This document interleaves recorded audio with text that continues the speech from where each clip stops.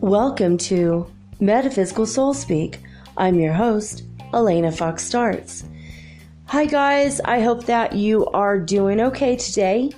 This is the autumn equinox, or, well, where I live, the spring equinox. Equal night is what equinox means, which means the day and the night are exactly equal at this moment, or at least today. Tomorrow, the nights will grow longer in the northern hemisphere and shorter in the southern hemisphere. Oh my God, couldn't get through that word. Okay, but as of right at the moment, we're at equal day, equal night. The sun sign has just changed from Virgo to Libra. Libra also is a symbol for balance. And we are being taxed emotionally, mentally, physically, and spiritually with the bombardment of a bunch of solar flare type energy. I don't know if it's flares or just solar winds, but whatever it is, it has been knocking me on my butt today. I was listening to a YouTube video about an hour ago and just, I laid down on my bed. Next thing I know, I woke up an hour later. Just, what? I don't even remember what I heard, what I was listening to, what I was trying to listen to. These cosmic power naps, expect them to happen probably for a couple of days more. We're at 99 in the Ascension Symptom Scale. So that's one of the symptoms, just being overloaded and downloading a frick ton of energy, and it's just like overwhelming. So I have heard from a couple people, and they're also going through a lot of powerful emotional stuff, having to face negativity, rethink negativity from their past as well. Bad things that happened, just all the emotional junk, clearing, emotional purges. It's not just me going through the 12th chakra having been opened. It's everyone's going through the emotional purges now. So it's good. I thank you for the feedback, by the way. Joy, I wanted to thank you because I need to know, I need that feedback because I need to know, is it just me? Is it you? Is it me? Is it you? I don't know. I just don't know. Like who, is it just my own personal thing? Because I know my life rejection theme is just, that's, thank God it's not everyone going through that. We'd all just be sitting around butt hurt all the time. It does make me self-reliant and independent, though, and I'm grateful for that. But I'm still reeling emotionally from some of the events of yesterday. And I don't know, something really bizarre happened to me like 3 or 4 days ago. I never fall for scams, and I fell for a scam. It was just this guy had such an amazing and extensive Instagram account, and he said that he could flip some Bitcoin for me like right away, like just like in an hour or whatever. He said probably 20 minutes, but, I'm like, all right, sure, why not? I'll give you $50, see what you could do with it, But it took me a few hours to be convinced by this guy, and he showed me pictures, he sent me pictures. It was like ridiculous, and don't ever do anything with anyone through Instagram, period, okay? It's just my advice, because I was a sucker, and all's well that ends well. Thank you very much. I gave him $50 and he did not flip my money. He didn't do anything with it. And he said, okay, send me the screen where you sent it. I did. And he's like, awesome. Thank you. And then he goes, well, I can't do anything right now because you didn't give me enough money. You have to give me more. I'm like, nope, you lied to me. I need my money back. And that's it, and I'm going to ask for a refund. And he, said, well, I can't do it now. I've got to go home. I'll do it in the morning. And then in the morning, he said hi to me. How are you doing? I'm going to try to get your money back right now. Don't worry, blah, blah, blah. And an hour later, all of his pictures and images, all of his postings were erased from Instagram. 3 hours later, his actual face, like his profile picture, was gone. And 3 hours after that, it just said Instagrammer. Period. That was it. Like, I think Instagram wiped out his account so I couldn't get a hold of him. I'm like, what the hell am I going to do? I'm not totally freaking out. It was only $50, but whatever. So I decided to email him, the email that I used to pay him through PayPal. And I just said, you are a big fat liar. That's all I said. And so like the next day I get an email back going, who is this? What are you talking about? And I just ignored him, like, screw him. Right. And I started praying, and I did a little spell. I cast a magical spell to get my money back. I wrote to PayPal, and my screen wasn't functioning. None of my electronics were functioning that day. My internet was out for hours, and it kept, like, it'd be on for 5 minutes and off for 10 minutes and on for 2 minutes and then off for 20 minutes. It was ridiculous. It was like for 2 or 3 days. And I'm like, I felt like I'm being really, really, really screwed with, right?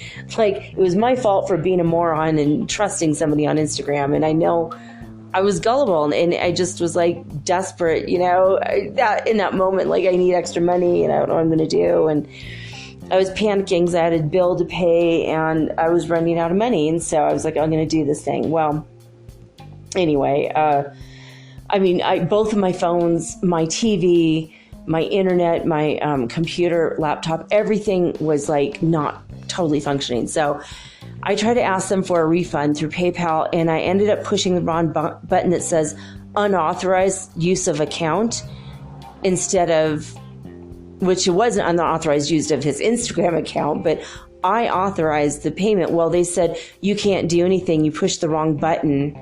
So as far as we're concerned, you lost your money and it's over. And they're just being dicks about it. And I wrote them 2 or 3 emails. They never responded. And I was just like, I don't know what I'm going to do. And then today I get another email from the guy, and I'm like, he's like, I don't understand what's happening. Why are you calling me a liar? And why did you send me a gift of $50? None of this makes sense. What the hell is happening? Oh my God, that is the most bizarre scam I've ever seen, right? So I wrote the guy, and I'm like, you don't recall telling me you were going to flip my $50 into $200 in an hour. You don't recall, this and, that, and the conversation on Instagram. And he's like, oh my God, someone from my past is scamming you and making it look like it's my fault. What is happening? And so we went through this whole rigmarole, and then I explained the whole thing to him, and he goes, I am really sorry. I'm going to refund it right now. And he refunded my money. Boom, just like that. So the magic spell worked, yay. And calling a perfectly innocent stranger a liar, I guess, maybe helped a little.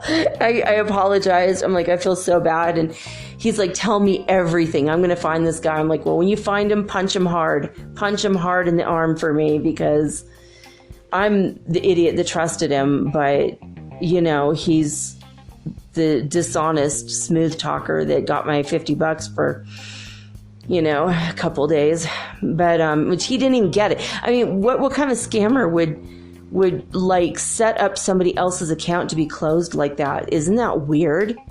Like, what did he get out of it other than that he got the satisfaction of knowing he pulled one over on someone it makes no sense. So I'm like so confused, right? It's just so confusing. Anyway, the moon is in Cancer all day long today, which attributes to our really intense moodiness, sadness, sorrow, melancholia type, or quick mood swings, happy one moment, sad the next. I've been absolutely in a state of panic and fear pretty much since yesterday. And I keep doing the breathing exercises that Prime Creator told us to do the other day, and I keep doing it.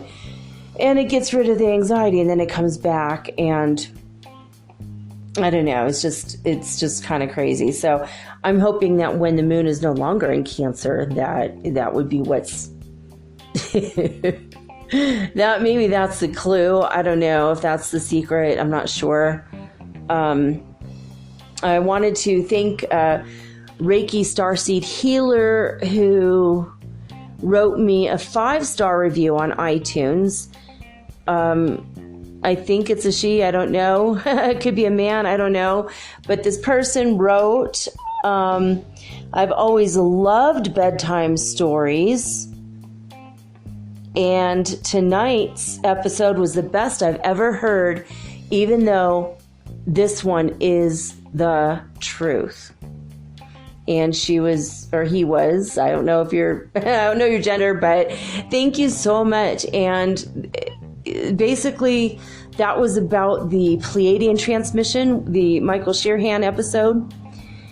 And now it makes me wonder if I have to go back and listen to it. I think I was so much in trance, I don't remember all that was said. But I do remember some of the things that have helped me, like the way that he described the, once you have all your chakras intact and in place, and they make like a shell, like a electron, like a nucleus in the middle, which would be you, and then the electrons. And there's really an electron shell. If you go to chemistry class, or go back, maybe go on YouTube and see what I mean.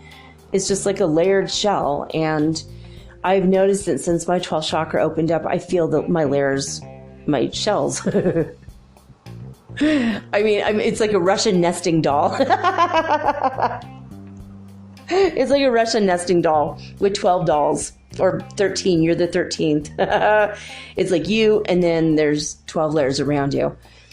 So it's literally like that, exactly like that. It's so crazy. Like, I feel woozy and weird and being pulled in multiple directions, but I'm starting to get my strength. I'm starting to get I can't say my sea legs or my land legs. I'm thinking I'm going to call it my space legs.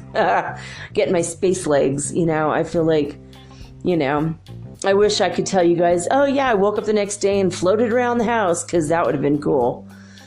While I was floating around the house, I was able to manifest red licorice in my hand, and I was eating Twizzlers and flying around the house like a mad woman. I wish it would have been that cool, but it's still a journey, part of the process. It's not at all like the kick-ass thing that I had in my fantasy mind about it. It's a lot more real, normal feeling, whatever. I know you can detect the sarcasm in my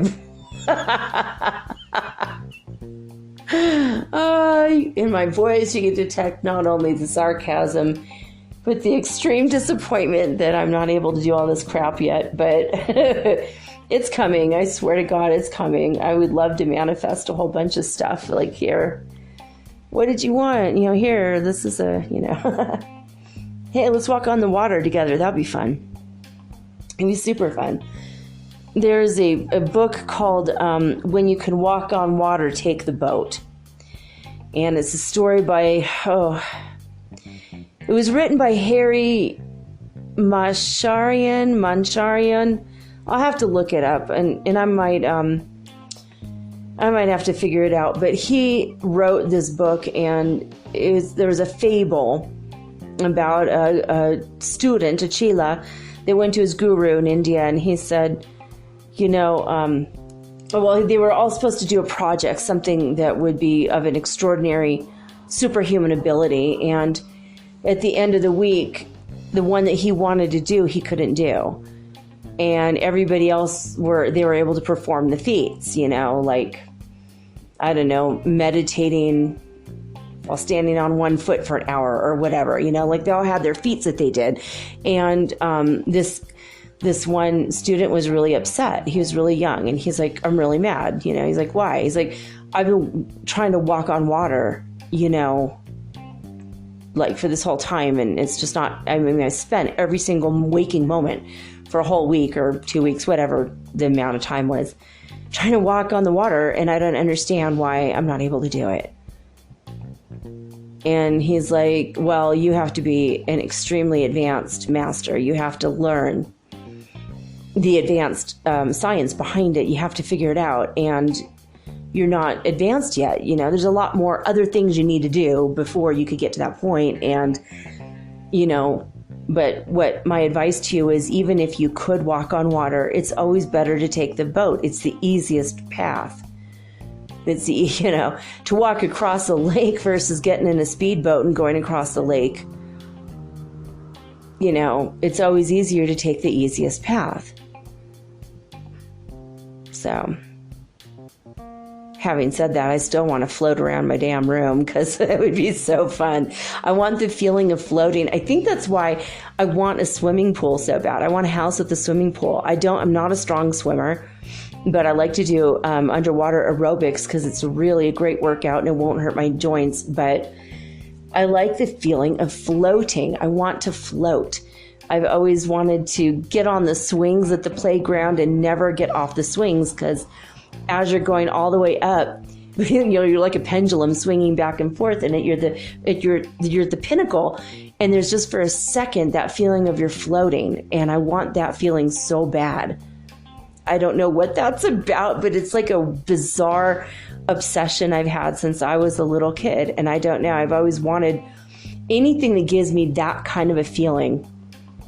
Has always been fascinating to me. Maybe I am a star seed. Maybe I'm used to being in outer space, floating around inside my spaceship. I don't know.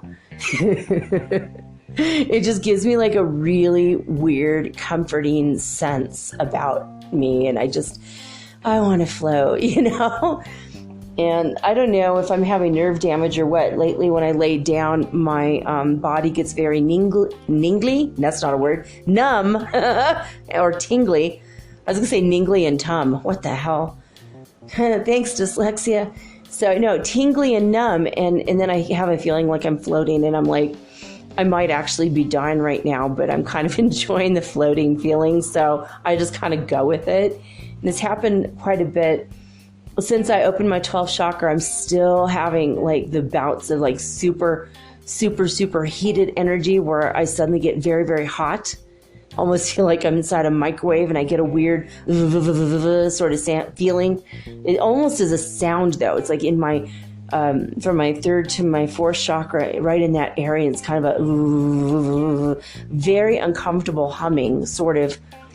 It's not a sound, but it feels like a sound. I don't know how to explain it. It's like a buzzing. It's like a really weird energy. And my whole body's getting hot and sweaty.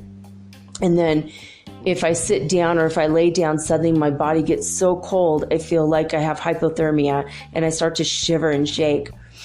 And it happened a couple times last night, and I was getting really depressed, and I was by myself here in the house. And actually, my dear friend, who I did not know while he was alive, but he came from heaven. His spirit came to me, and I felt his spirit arms around me, and he's like, "It's okay. I'm going to be with you tonight because I know you're going through a hard time, and nobody else is here for you, physically." And this is the best I could do, though. I'm in spirit, not physical. But anyway, Hunter S. Thompson, his spirit started coming to me when I started reading his books, and I read like 3 or 4 of his books in a row, like 2 or 3 years ago.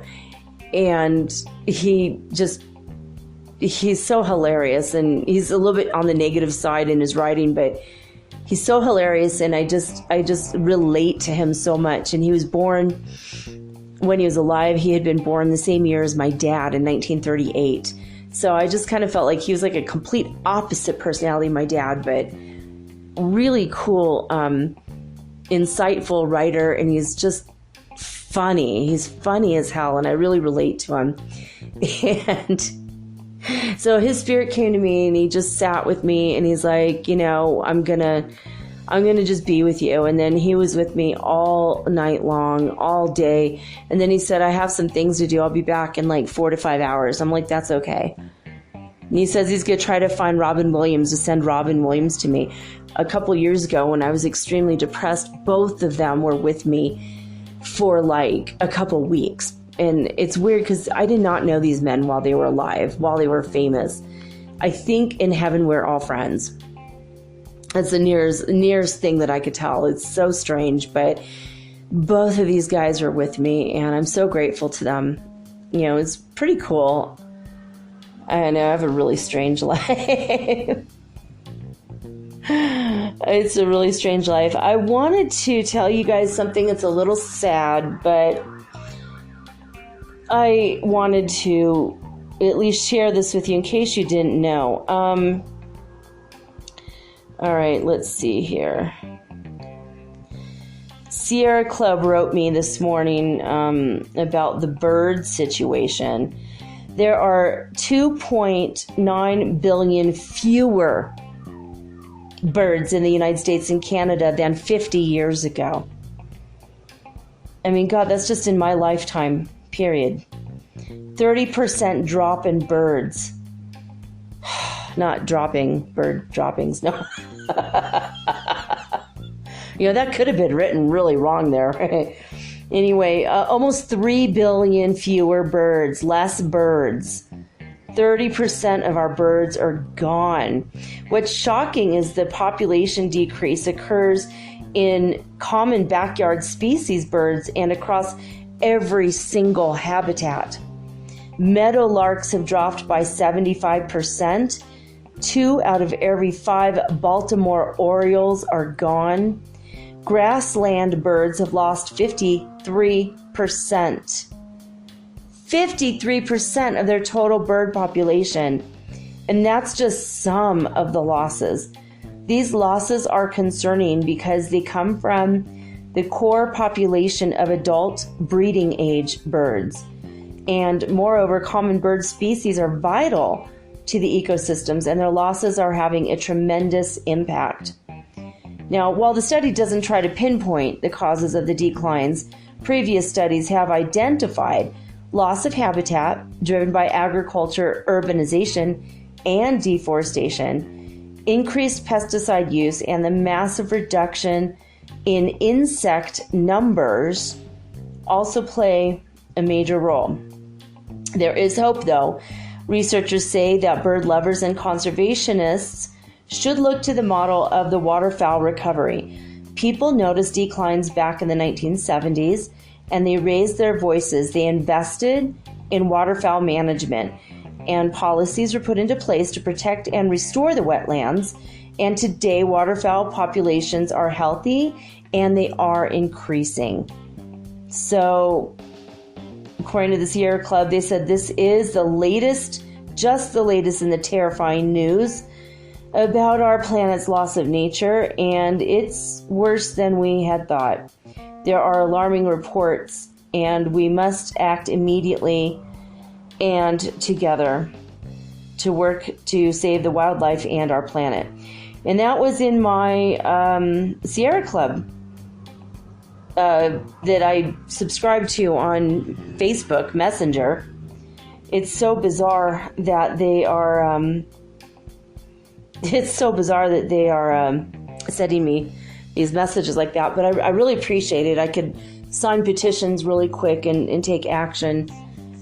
I don't know what to do about it. I don't know if it's just that they're leaving because the planet, we're at a tipping point. I might try to do something a little bit more extensive on this stuff later, but we are at the critical temperature or something to do with climate. We have already reached the carbon emissions tipping point. where there's really not any going back, where the earth is just dying. Now, I don't know I guess that's just the third dimensional earth, so don't panic. We're all in the fifth dimension, but we should try to do what we can when we can. And, the carbon emissions from all the fires all around the world right now, they're not helping. There's no way that's helping at all, It is what it is. Things are crazy. It's like we could all barely just keep our own together because of the ascension symptoms we're all going through. And we're all like going through these massive awakenings, one after another, and we're being slammed by this cosmic energy and the energy that's being given to us from the Pleiadians and the Arcturians and the Andromedans and the Lyrans and all the alien or ET races that are helping us, as well as from the sun, the cosmic, grand cosmic central sun, our actual star, our sun, the earth itself, our higher guidance, our higher selves, our spiritual teams. I mean, we are being slammed from every direction to grow. We're being forced into a state of emotional, physical, spiritual, and mental growth. And it's uncomfortable. We're all uncomfortable. So I want you to whenever and wherever you are in the world, just give the people around you leeway, because they're going through this shit too. It's not just you, you know what I mean? It's so hard, when people reject you and they're mean to you, or they're taking advantage of you, or all the different things that we're going through. And then you realize that they're also going through the same crap, they're not feeling their best. And I mean, scammers are just scammers, but they're just awake, or not awake yet. They're just asleep. And, someday they're going to wake up and feel really bad about what they did. And then they're probably going to lose their home, and they're going to regret, they'll probably become homeless and not have anything. Or maybe that's why they're doing the scam in the first place. It could be that as well, But I'm getting through things. That you guys are getting through things. We're all going to get through it together. And I'm grateful we are on this ascension journey together. I'm going to go through some basic day information from disclosurenews.it. They state at 8:30 in the morning, report after a brief pause of about 6 hours, the slight movements started again lightly at 23 UTC. A series of most significant peaks took place from 4:30 a.m. with a maximum of 21 hertz around 6 UTC. Then in the evening report at 1700, they write, after the movements reported previously, the activity continued to increase, and shortly after, at 6:30, there was the strongest peak of the day that reached 62 hertz. After this, the variations were reduced with some isolated spike around the 20 hertz threshold. Really hard word to say for some stupid reason right now. I just said it like a few minutes ago, totally fine. All right. Where are we at? Okay, in the Schumann Resonance news, according to Heart Math Institute, they started off California at 89 hertz frequency at midnight, and they went up to 93 hertz frequency by 4 a.m. And in Hafuf, Saudi Arabia, they're just a straight flat line. It's just zero all the way across. They've taken the place of where Honolulu was back before the 17th. Now, Lithuania has seen 122 hertz frequency at midnight, and they went up slightly to 123 and back down 122 at 4 a.m. Alberta, Canada started off at 34, very mild for Canada. 34 hertz frequency at midnight, and they were down to 0 by 4 a.m. In Northland, New Zealand, they started off at 82 on the Schumann frequency, Schumann Resonance frequency, 82 hertz frequency, and they went up to 87 by 4 a.m. And in Honolulu, South Africa, they started off at 99 and they went up to 102 hertz frequency by 4. So the numbers are lower than normal, or more, I don't know if it's normal. What's normal anymore? We don't know, but it's changing. I don't know. There's something weird though. If you go to heartmath.org and you look at this, you're going to start noticing there are some peaks. There was one peak in one of the cities that looked like a mountain that looked familiar to me. And I think it's a mountain I saw like in Arizona or something when I was a kid. I mean, like the shape of it was weird. And I'm like, that's a weird shape for the Schumann Resonance. And then a couple days later, the same exact shape happened in another city. So this graph, I would urge you, if you're interested in this thing, go to heartmath.org and look up the magnetosphere Schumann Resonance report and look at the graph from like a week ago. And also look at it on the 17th where there's the cross in the middle. You know, where Honolulu had been 0 flatlined for 3 weeks and then all of a sudden went up, and Hofuf, Saudi Arabia, all of a sudden went down and went back. They went into the flatlining 0. It's so weird. I don't know what any of it means, but maybe you guys will come up with a theory or something. You know, or at least look at those two mountain shaped things. It's just, why? I mean, I feel like if you took one, you could superimpose it over the other and it would be an almost exact match. I mean, it's that bizarre. Like, what the heck is happening? Anyway, in A Course in Miracles, acim.org, we are on lesson 105. Of course, I'm not going to read the whole lesson, just part of it. Just enough to spark your interest and raise your vibration for the moment. There's my son in the other room making a bunch of noise, dropping something. Okay, lesson 105 states, God's peace and joy are mine. God's peace and joy are mine. God's peace and joy are yours. Today we will accept them knowing that they belong to us, and we will try to understand these gifts increase as we receive them. Oh, nice. They're not like to the gifts the world can give, in which the giver loses as he gives the gift. The taker is the richer by his loss. Such are not gifts, but bargains made with guilt. Yeah, it's true, isn't it? The truly given gift entails no loss. It is impossible that one can gain because another loses. This implies a limit and an insufficiency.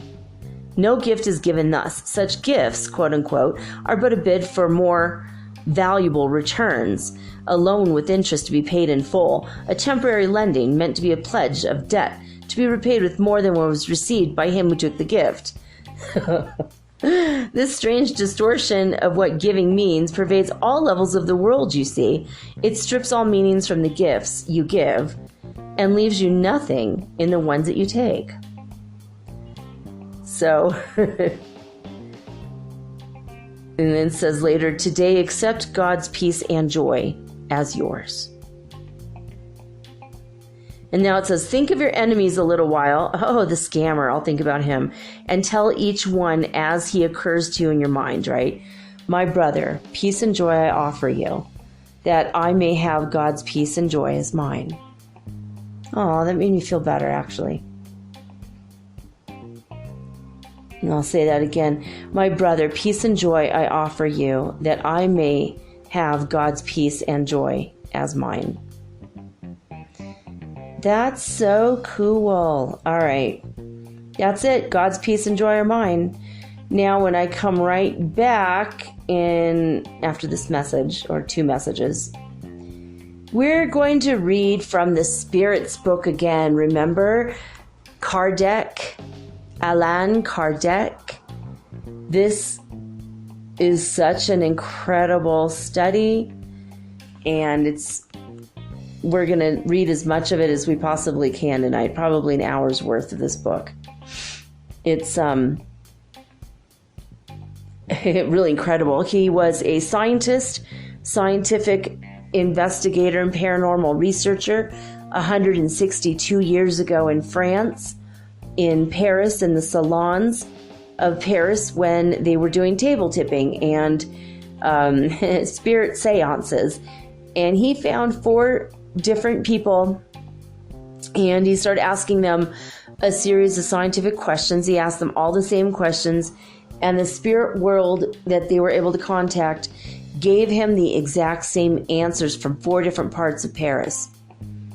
They did not know each other, and so he kept it very scientific. And what he compiled was a book called The Spirit's Book. Go watch the movie Kardeck on Netflix. You will be blown away.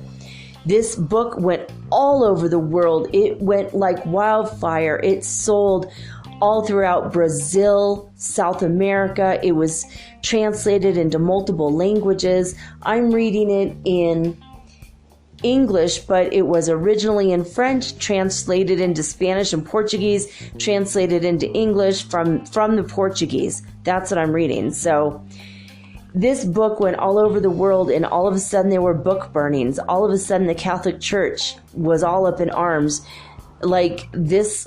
Seances became illegal. I mean, this was a big deal. And having this information, I mean, we're really blessed that not all the books were burned, and now we've got copies on the internet we could get for free on PDF form, So I'm so glad that these books are being preserved. This I got from ssbaltimore.org. This one is not on Gutenberg, like I usually get stuff from Gutenberg, but this one was not from there. So it's literally called The Spirit's Book. This is part 2 in a series. I'm going to keep reading every Monday night until we are finished with this book. But right after this message, I'm going to start with chapter 3.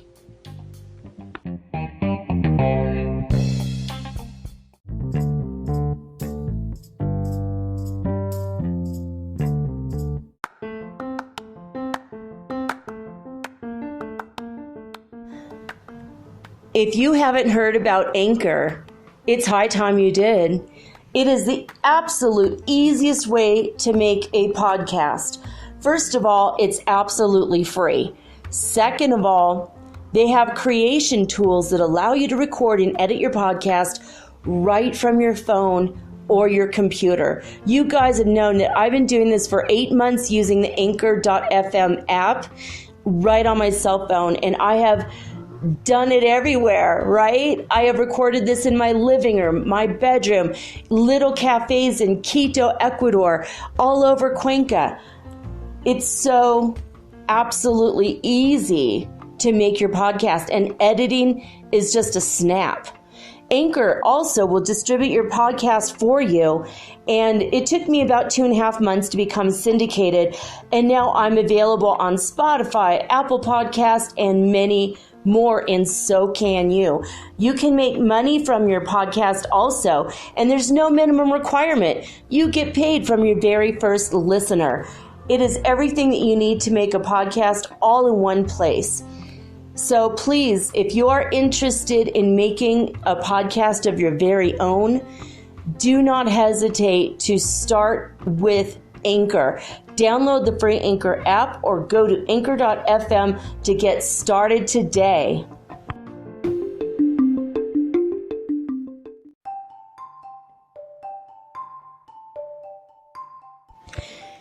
Do you ever wish you could look into the next chapter in your book of life and see what's coming next? What does the universe have in store for you? I can help you with that. I will give you a Celtic cross reading, which is 10 cards, or you can ask me 3 questions, and I use 3 cards per question.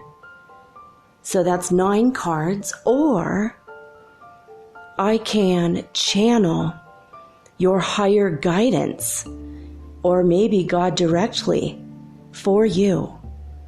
Maybe you want to talk to your dear departed Aunt Edna, because maybe you have a few questions and she was the smartest person you knew.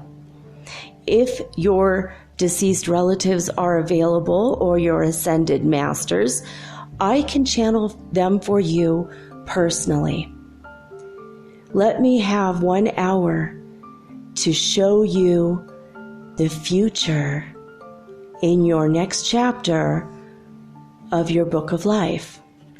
Readings are $75, and it takes me an hour to an hour and a half to complete.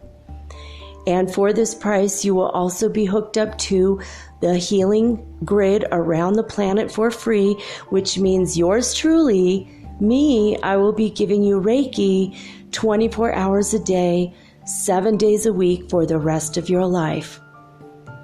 All you have to do is let me know. metaphysicalsoulspeak@gmail.com, and we will explore your future together.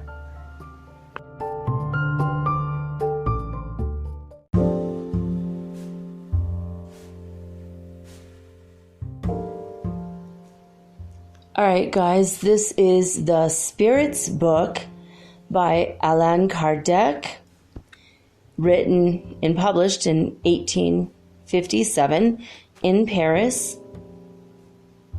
And we are on chapter 3, entitled Creation.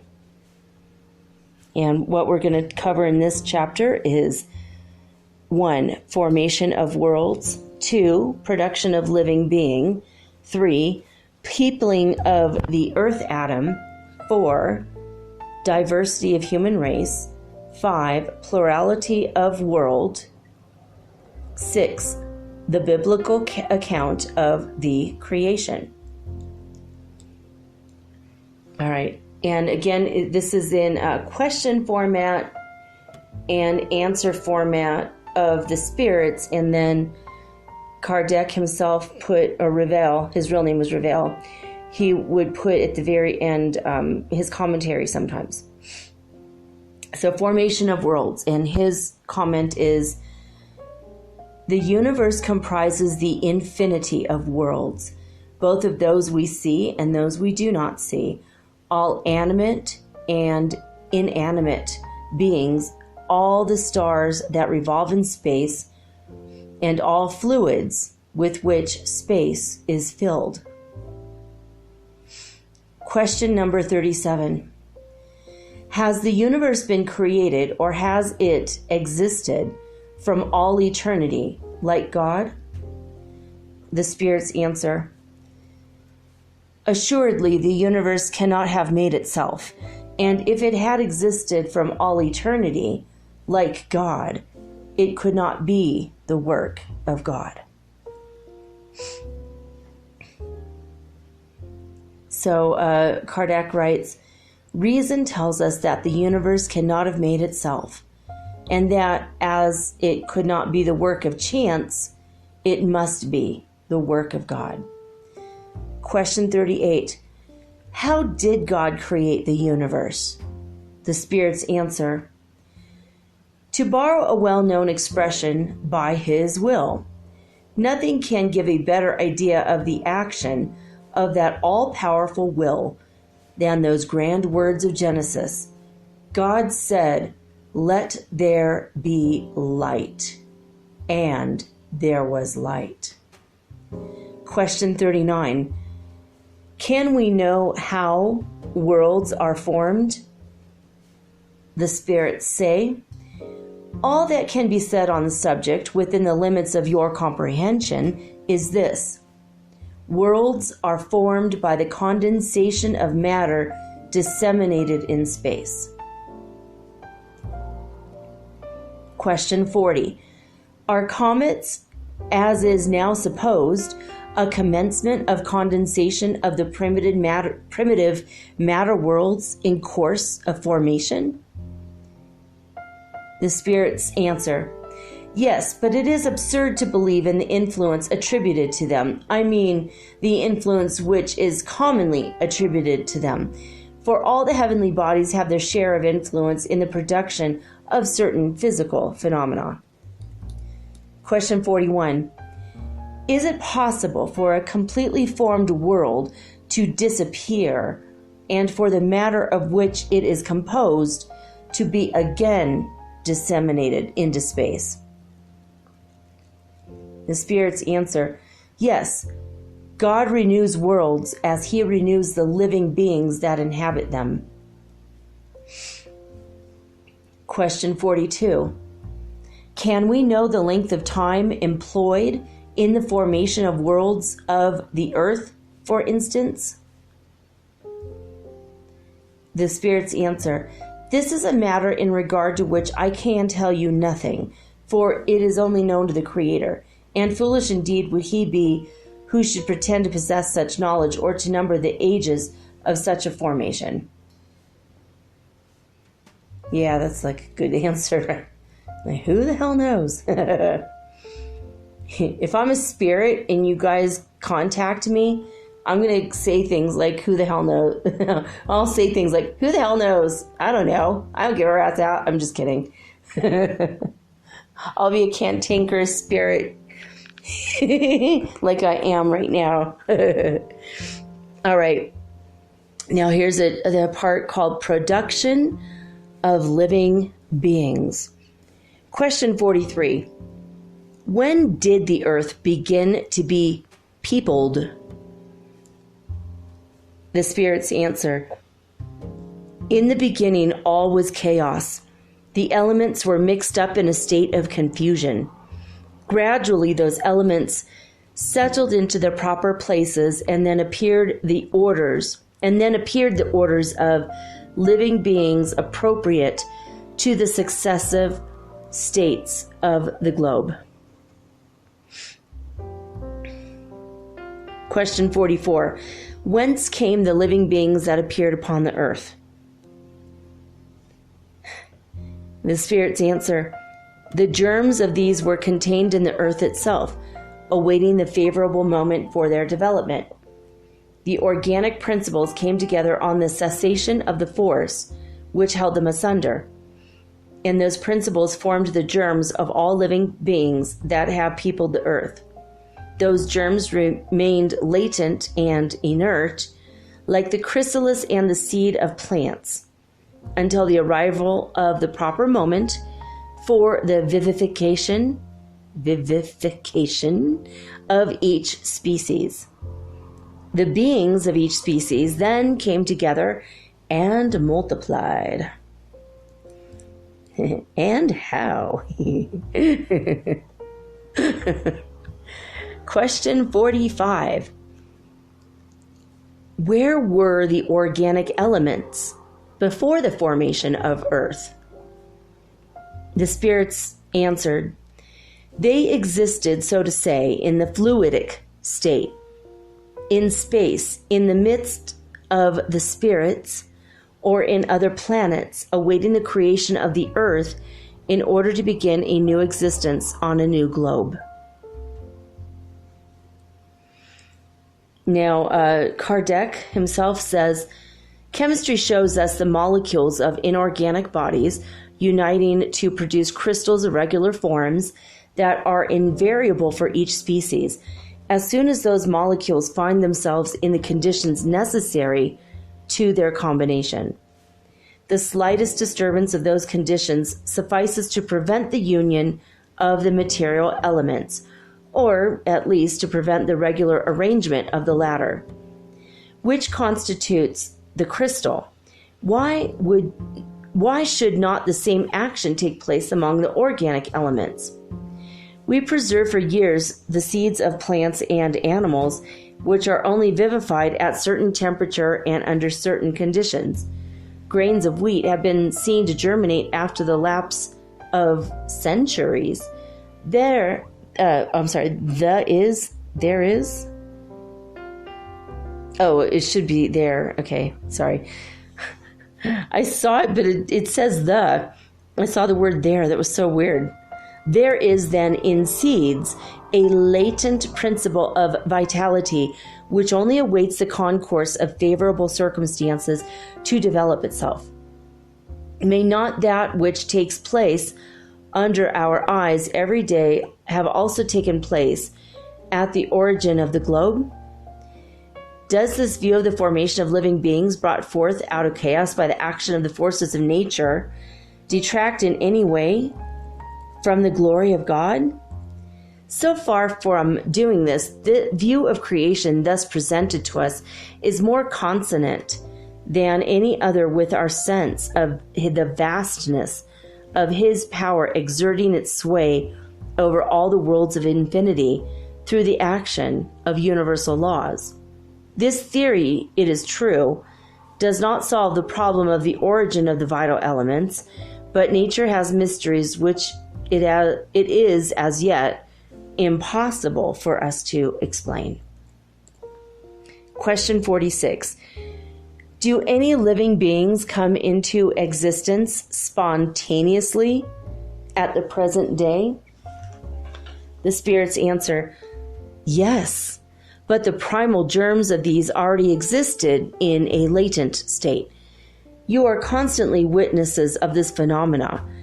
Do not the tissues of the human body and of animals contain the germs of a multitude of parasites that only await for their development the occurrence of the putrid fermentation necessary to their life? Each of you contains a slumbering world of microscopic beings in process of creation. Ugh. Ew. Such a weird way to put that, but very succinct. Okay, question 47. Was the human species among the organic elements contained in the terrestrial globe? The spirits say, yes, and it made its appearance at the time appointed by the Creator. Hence the statement that man was formed out of the dust of the ground. Question 48. Can we ascertain the epoch of tile appearance? Tile? I don't know this word. Can we ascertain the epoch of tile appearance of man and of the other living beings on the earth? No, all of your calculations are chimerical. Chimerical? That's weird. Like a chimera? Question 49. If the germs of the human race were among the organic elements of the globe, why are human beings not produced spontaneously at the present day as they were at the time of its origin? The spirits speak. The first beginning of things is hidden from us, nevertheless. It may be asserted that the earliest progenitors of the human race, when once brought into existence, absorbed in themselves the elements necessary to their formation in order to transmit those elements according to the laws of reproduction.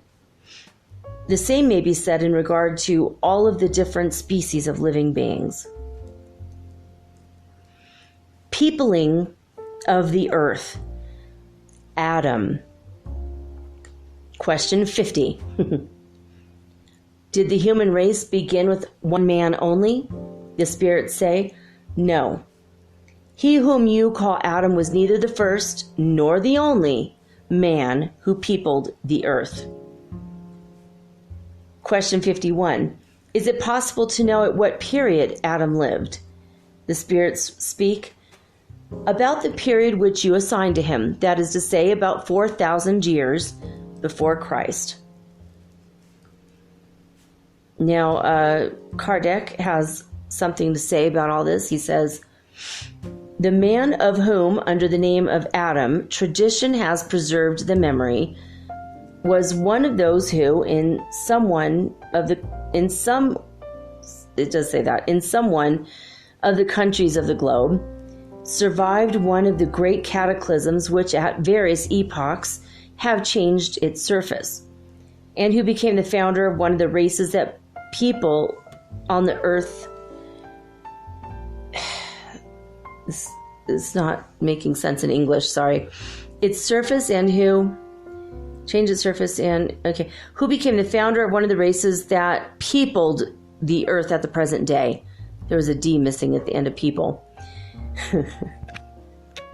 People, it's now a verb. Who knew? Are you going to get married and go out into the world and people it? Sorry. Okay, back to the book. The nature of law. God dang it. Here we go with the dyslexia now. The laws of nature. The laws of nature render it impossible that the amount of progress which we know to have been accomplished by the human race of our planet long before the time of Christ could have been accomplished so rapidly as must have been the case if it had only been in existence upon the globe since a period assigned as the date of Adam. The opinion most consonant with reason is that which regards the story of Adam as a myth or as an allegory personifying the earliest ages of the world. Cool. All right. Diversity of human races. All right. Question 52. What is the cause of the physical and moral differences that distinguish the various races of men upon the earth? All right. The spirits say climate, modes of life, and social habits. The same differences would be produced in the case of two children of the same mother if brought up far from one another and surrounded by different influences and conditions. For the children thus diversely brought up would present no moral resemblance to each other. Question 53. Did the human race come into existence on various points of the globe? The spirits answer, yes, and at various epochs. And this is one of the causes of the diversity of human races. The people of the primitive periods, being dispersed abroad in different climates and forming alliances with those of other countries than their own, gave rise perpetually to new types of humanity.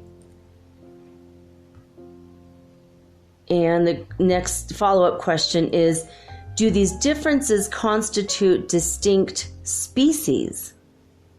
Whew, that's a really bold question for 162 years ago. The spirits answer, certainly not. All of them constitute but a single family. Due to the differences between the varieties of the same fruit, do the differences between the varieties of the same fruit prevent their all belonging to the same species? There's not a question mark at the end, so a lot of typos in this manuscript. All right, question 54.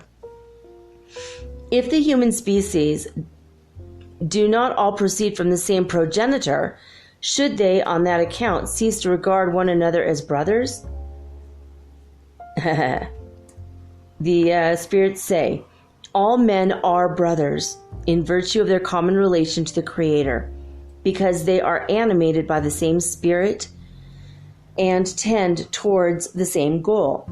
The human mind is always prone to attach too literal a meaning to statements which are necessarily imperfect and incomplete.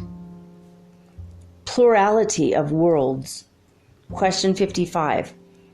Are all the globes that revolve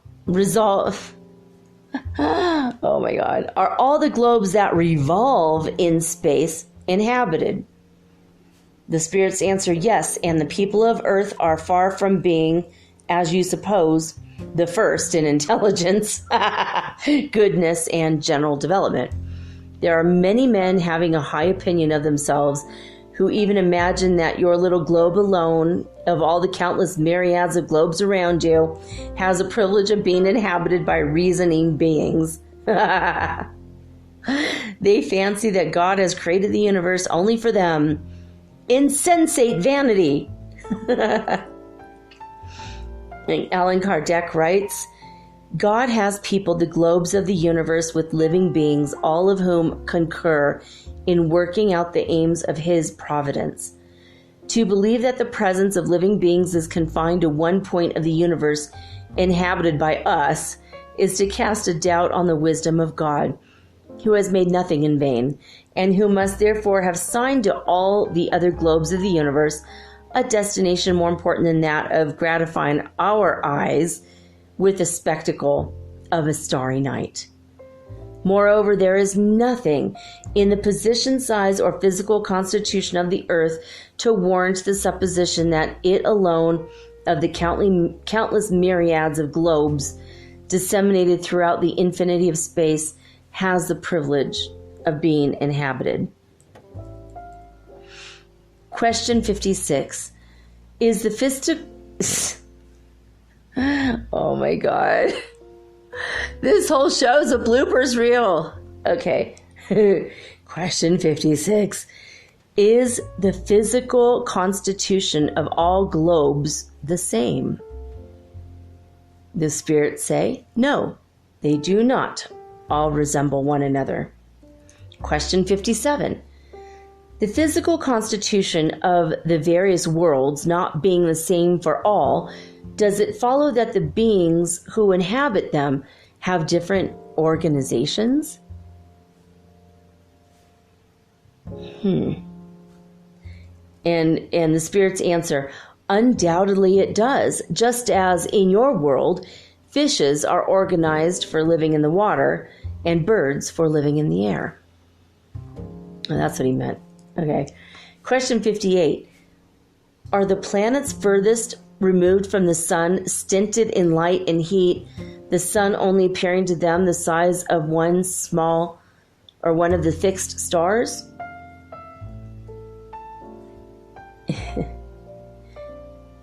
Oh, and the spirits answer, do you suppose that there are no other sources of light and heat than the sun?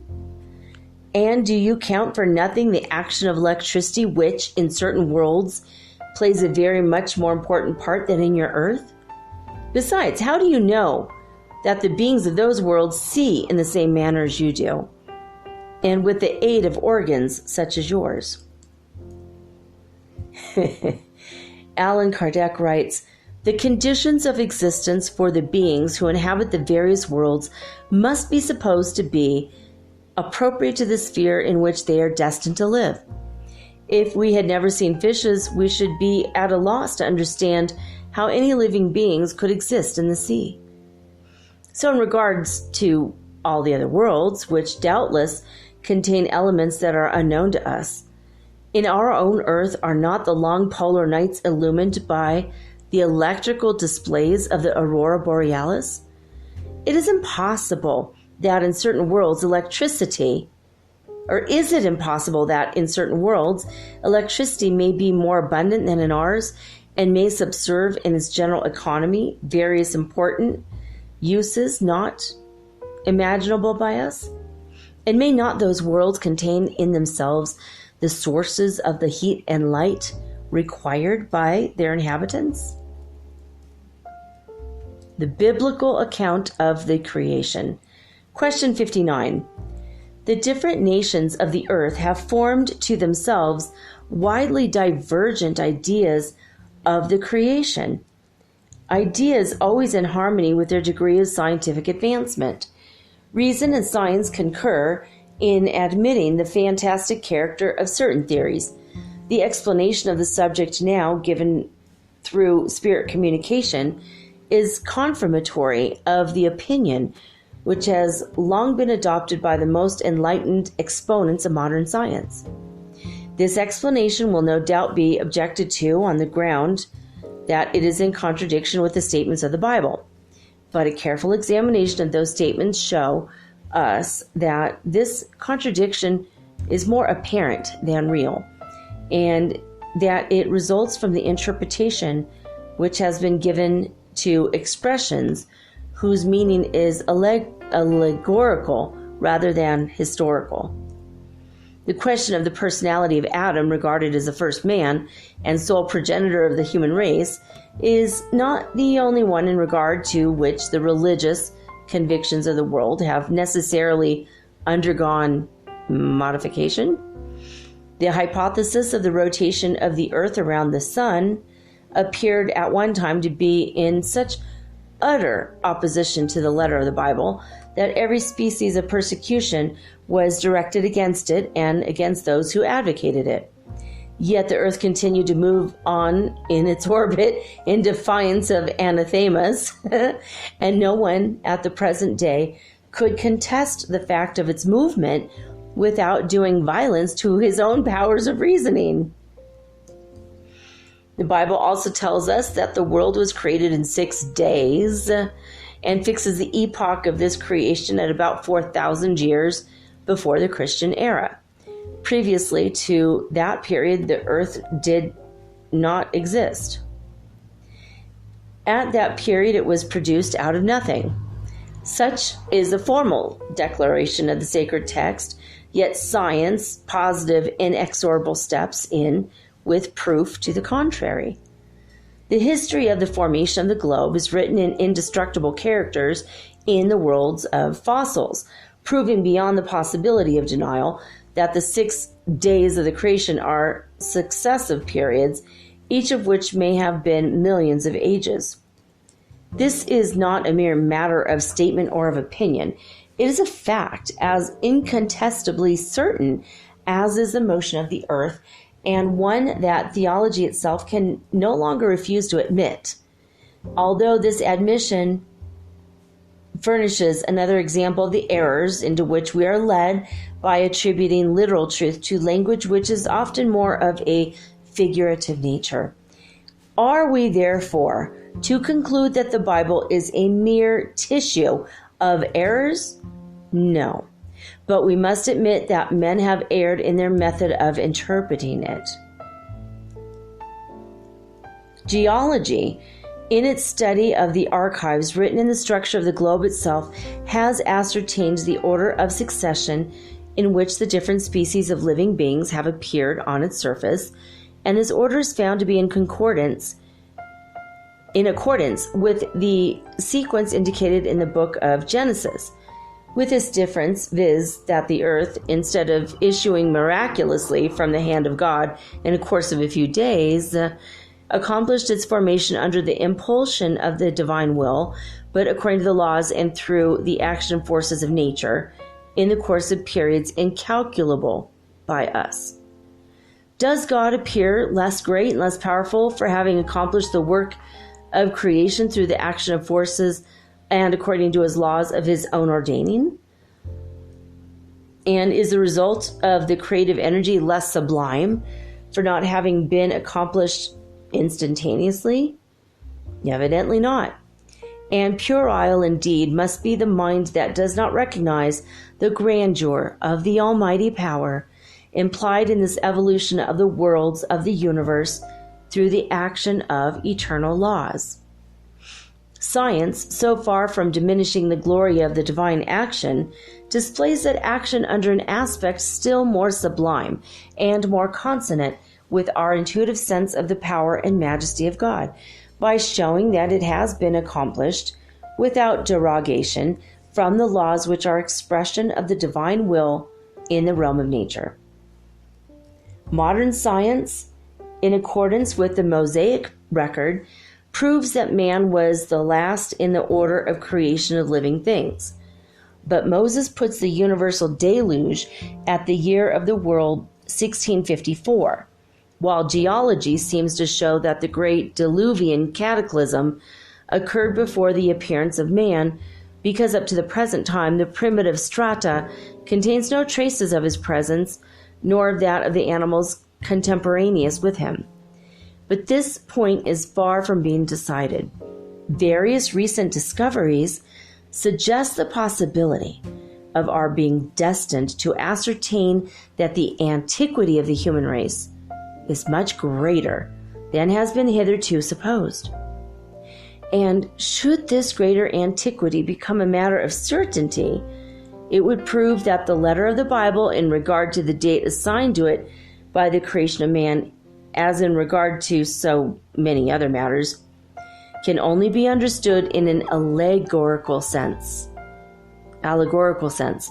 that the geological deluge is not that of Noah is evident from the lapse of time required for the formation of the fossiliferous strata, and if traces should be eventually discovered of the existence of the human race before the geological deluge, it would be evident either that Adam was not the first man, or that his creation dates back from a period indefinitely remote.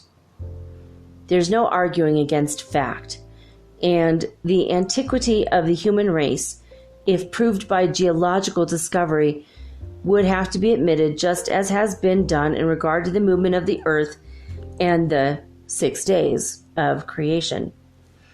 The existence of the human race before the geological deluge, it may be objected, is still doubtful. But the same objection cannot be urged against the following considerations. Admitting that man first appeared upon the earth 4,000 years before Christ, if the whole of the human race, with the exception of a single family, were destroyed 1,650 years afterwards, it follows that the peopling of the earth dates only from the time of Noah. That is to say, only 2,500 years before the Christ.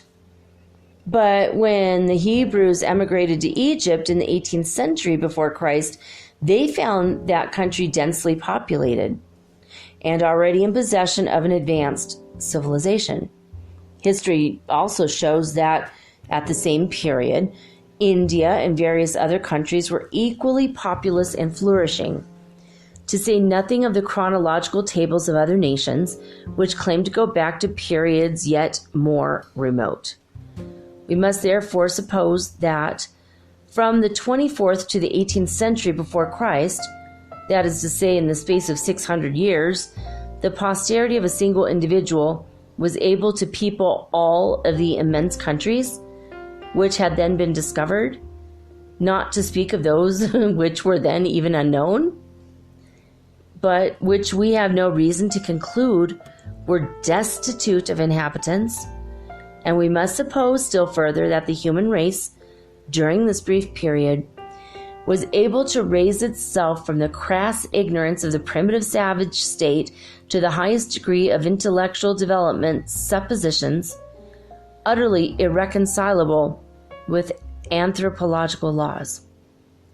The diversity of the various human races confirms this view of the subject. Climate, modes of life undoubtedly modify the physical characteristics of mankind, but we know the extent to which these modifications can be carried, and the physiological examination conclusively proves that there are between the different races of men constitutional differences too profound to have been produced merely by differences of climate. The crossing of races produces intermediary types. It tends to efface the extremes of characteristic peculiarities, but it does not produce these peculiarities and therefore creates only new varieties.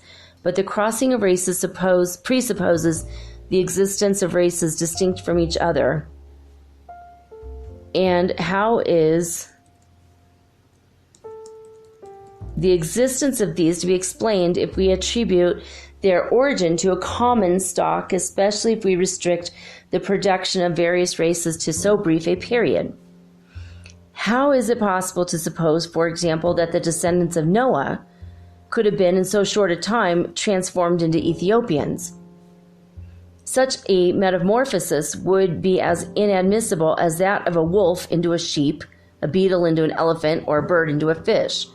No preconceived opinion can withstand in the long run the evidence of opposing facts, but on the contrary, all difficulty appears if we assume that man existed at a period anterior to that which has hitherto been commonly assigned to his creation, that Adam commenced some 6,000 years ago, the peopling of a country until then uninhabited, that the deluge of Noah was a local catastrophe, erroneously confounded with the great geological cataclysm, and finally, if we make due allowance for the allegorical form of expression characteristic of the Oriental style and common to the sacred books of every people, it is unwise to insist upon a literal interpretation of figurative statements, of which the inaccuracy may at any moment be rendered evident by the progress of scientific discovery.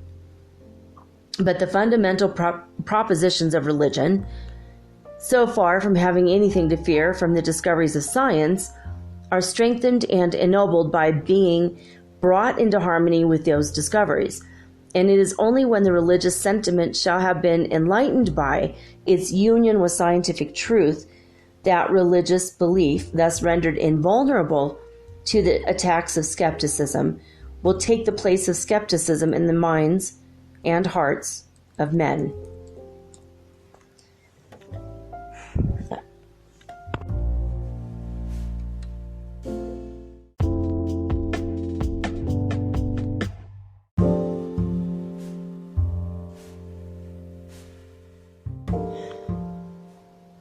Chapter 4, The Vital Principle. 1. Organic and inorganic beings. 2. Life and death. 3. Intelligence and instinct. Organic and inorganic beings. Organic beings are those which have in themselves a source of activity that produces the phenomena of life. They are born, grow, reproduce their own species, and die. They are provided with organs specially adapted to the accomplishment of the different acts of their life, to the satisfaction of their needs, and to their preservation. They include men, animals, and plants. Inorganic beings are those which possess neither vitality nor the power of spontaneous movement, and are formed by the mere aggregation of matter as minerals, water, air, etc. So that's what Allan Kardeck writes. Question 60. Is the force which unites the elements of matter, inorganic and inorganic bodies, the same? The spirits say, yes, the law of attraction is the same for all. Question 61. Question 61. Is there any difference between the matter of organic and inorganic bodies? Spirits say, the matter of both classes of bodies is the same, but in organic bodies it is animalized. Question 62. What is the cause of the animalization of matter? The answer they give, its union with the vital principle. Question 63. Does the vital principle reside in a special agent, or is it only a property of organized matter? In other words, is it an effect or a cause?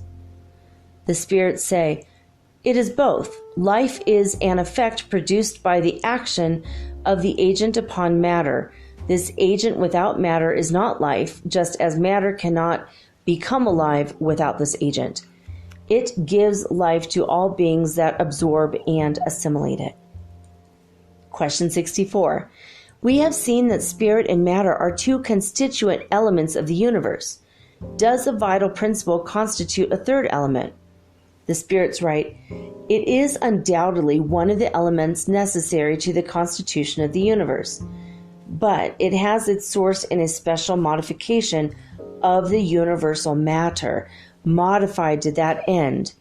For you, it is an elementary body like oxygen or hydrogen, which nevertheless are not primitive elements. For all the bodies known to you, though appearing to you to be simple, are modifications of the primal fluid. And so he follows up with a question. This statement seems to imply that vitality is not due to a distinct primitive agent, but is a special property of the universal matter resulting from certain modifications of the latter. The spirits say, your conclusion is a natural consequence of what we have stated. Question 65. Does the vital principle reside in any one of the bodies known to us? The spirits say, it has its source in the universal fluid. It is what you call the magnetic fluid or the electric fluid animalized. It is the intermediary, the link between spirit and matter. Question 66. Is the vital principle the same for all organic beings? Spirits answer, yes, but modified according to species. It is that principle which gives them the power of originating movement and activity and distinguishes them from inert matter, for the movement of matter is not spontaneous. Matter is moved. It does not originate movement. Question 67.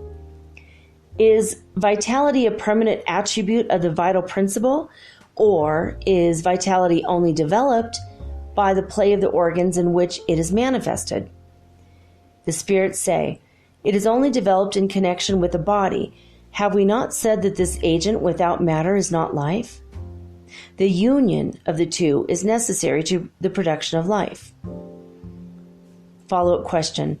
Would it be correct to say that vitality is latent when the vital agent is not united with the body?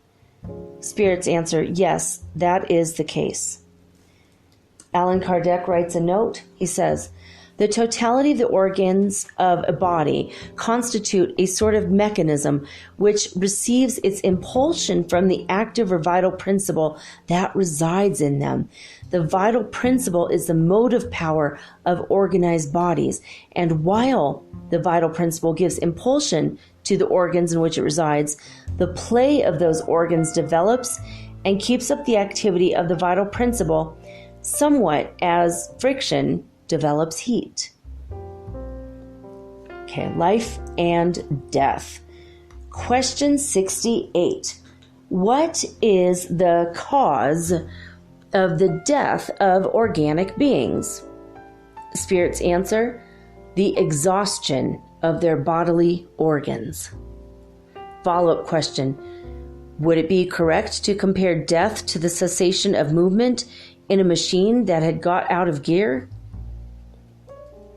The spirits answer, yes, when the machine gets out of order, its action ceases. When the body falls ill, life withdraws from it. Question 69.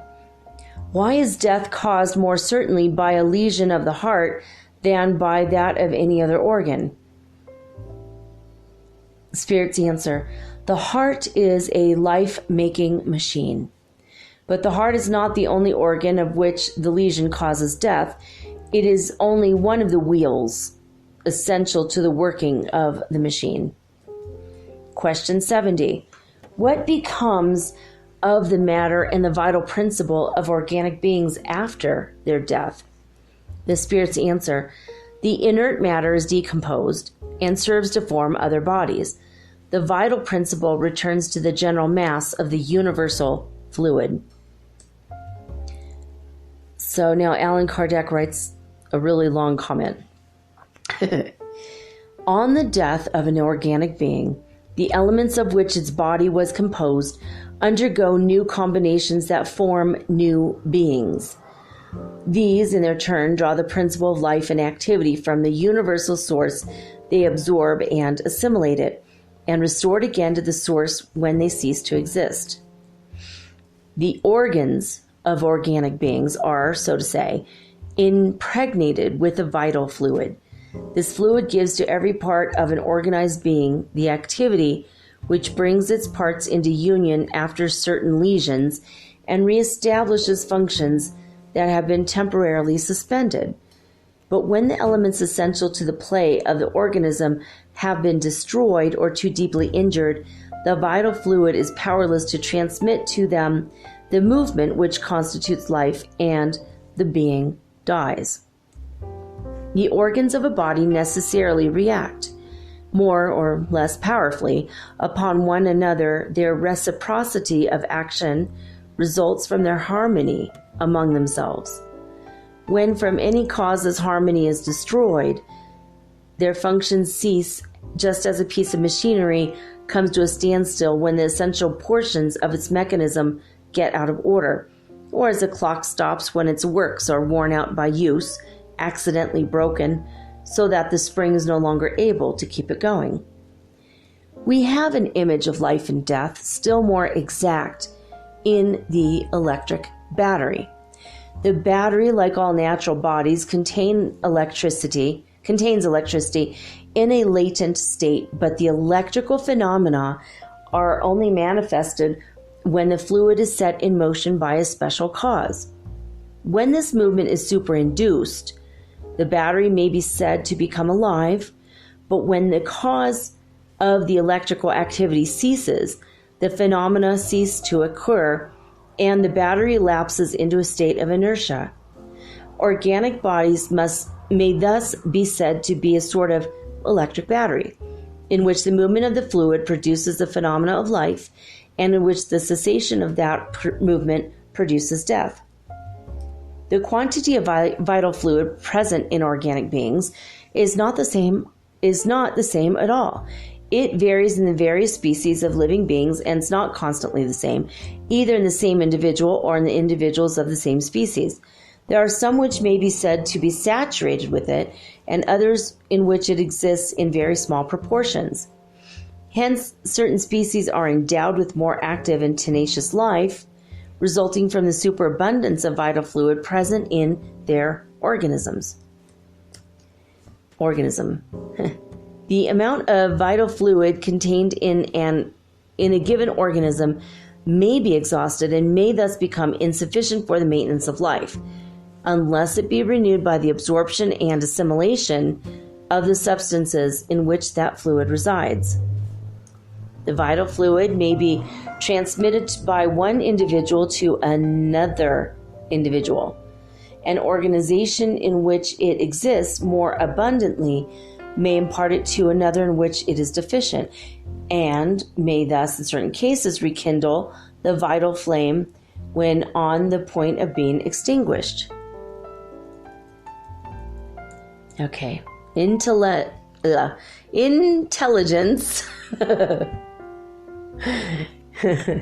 Intelligence and instinct. Question 71. Is intelligence an attribute of the vital principle? The spirits answer, no. For the plants live and do not think, they only have organic life. Intelligence and matter are independent of one another. For a body may live without intelligence, but intelligence can only manifest itself by means of material organs. Animalized matter can only be rendered intelligent by its union with spirit. And Kardeck writes, intelligence is a faculty which is proper to certain classes of organic beings, and which gives to these the power to think, the will to act, the consciousness of their existence and individuality, and the means of establishing relations with the external world and providing for the needs of their special mode of existence. We may therefore distinguish, first, inanimate beings formed of matter alone, without life or intelligence, the bodies of the mineral world. Second, animated non-thinking beings formed of matter and endowed with vitality, but without intelligence. Third, animated and thinking beings formed of matter, endowed with vitality and possessed of an intelligent principle, which gives them the faculty of thought. Question 72. What is the source of intelligence? The spirits answer, we have already told you the universal intelligence. Follow-up question. Would it be correct to say that every intelligent being draws a portion of intelligence from the universal source and assimilates it as it draws and assimilates the principle of material life?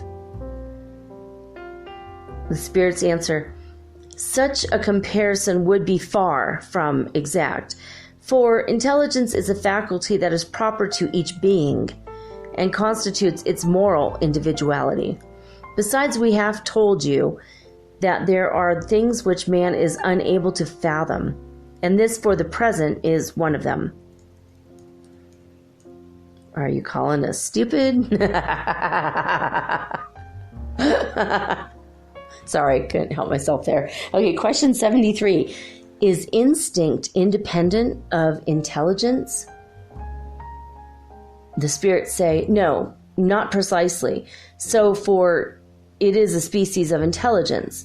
Instinct is an unreasoning intelligence by means of which the lower orders of beings provide for their wants. Question 74. Is it possible to establish a line of demarcation between instinct and intelligence? That is to say, to define precisely where one ends and the other begins?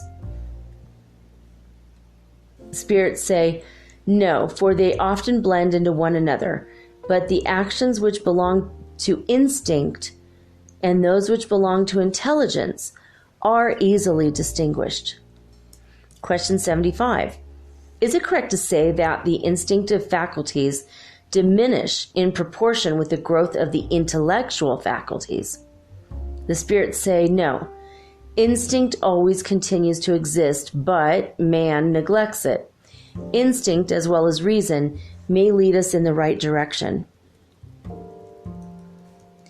Its guidance almost always makes itself felt, and sometimes more surely than that of reason.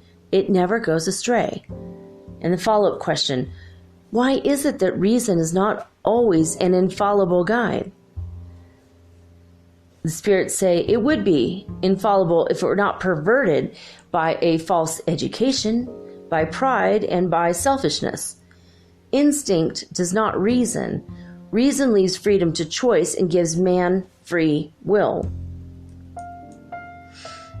So Allan Kardeck has a comment on that. He says, instinct is a rudimentary intelligence, differing from intelligence properly, so called in this particular, viz. That its manifestations are almost always spontaneous, whereas those of intelligence are the result of combination and deliberation.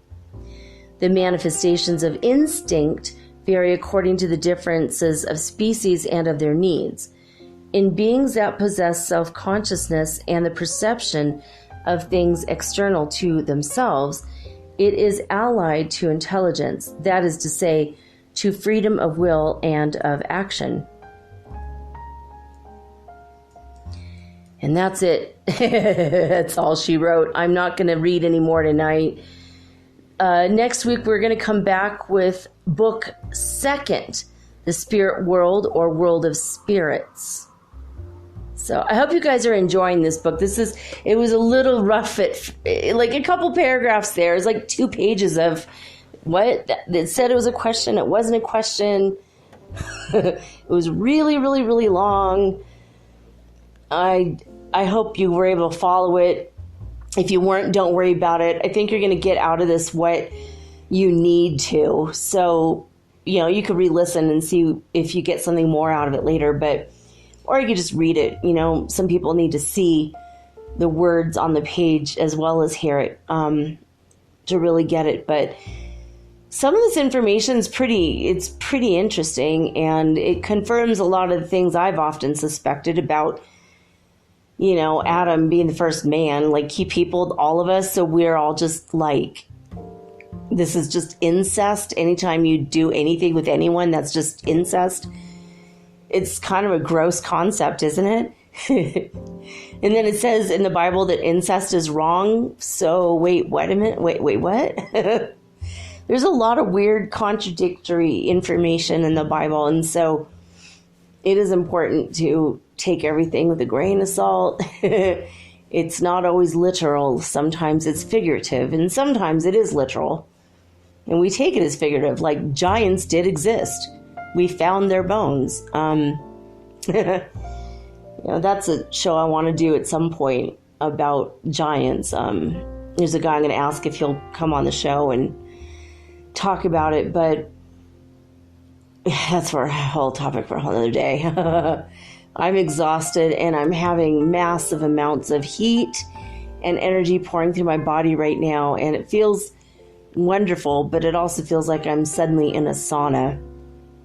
So I need to go maybe put on my pajamas and splash some water on my face.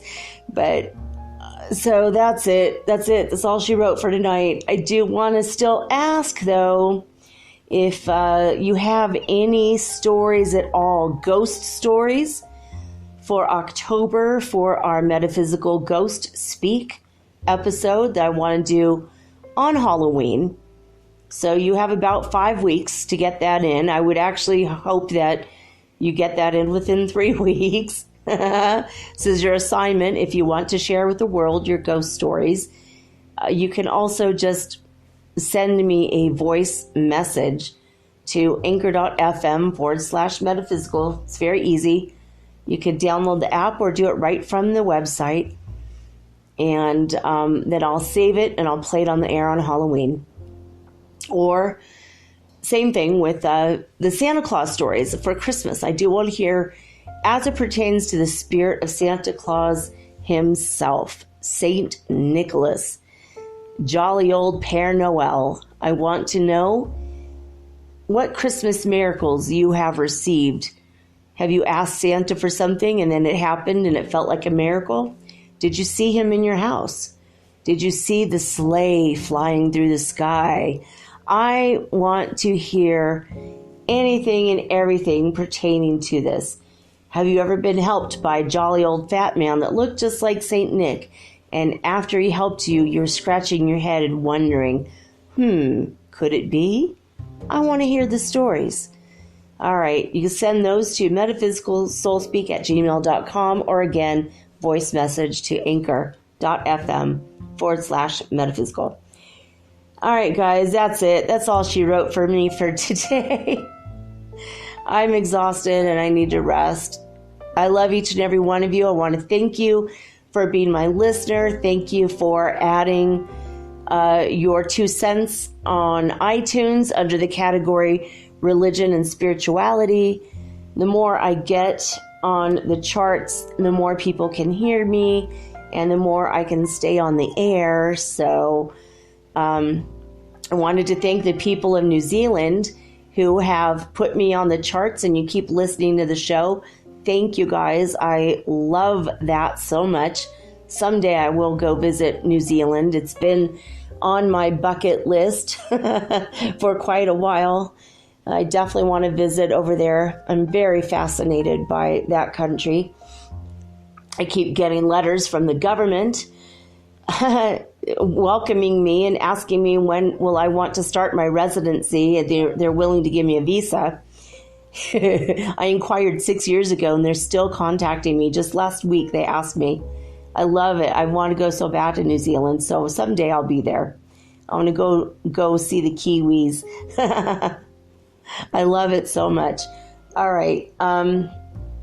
That's it. Thank you for being on the Ascension journey with me and for listening to the show and my rantings of a mad woman sometimes and reading old-fashioned books that are kind of hard to understand with today's language and vernacular, but nonetheless, they're fascinating. And it's always nice to peer into the past to see where we're going to go into the future. And as we jump higher and higher into the 5th dimension, it's kind of nice to see it from a grand historical perspective. At least for me it is. I hope it is also for you. But that's it, guys. I'm signing off with peace and joy and the high vibes of the holy 5th dimension. Until next time, peace.